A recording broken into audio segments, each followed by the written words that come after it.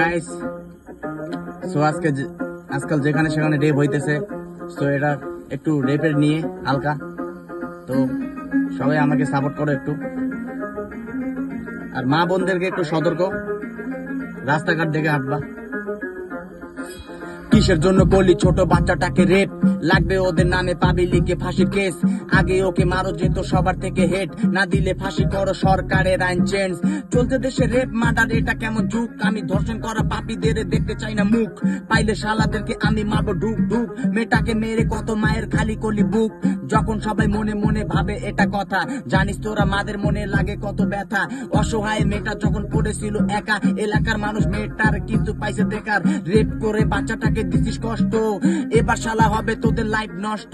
আমরা হিন্দু মুসলিম শিখ সবাই এক তো, হাত কেটে দেখো লাল সবার রক্ত। আজকে যদি রেপ করা আসামিকে ছাড়ি, পথে চলতে পারবে না সমাজের কোনো নারী। চারজন মিলে কেন মেয়েটার জীবন নিলে কারি? চলো ওদের গলায় আমরা দড়ি দিয়ে মারি। শুয়োরের বাচ্চা তোরা শালা এত শয়তান, নাই পৃথিবীতে তোদের মতো বেঈমান। মেয়েটাকে মেরে কত মায়ের বুকে দিতিস হান, তোদের জন্য হইতে শালা ভারতবর্ষ বদনাম।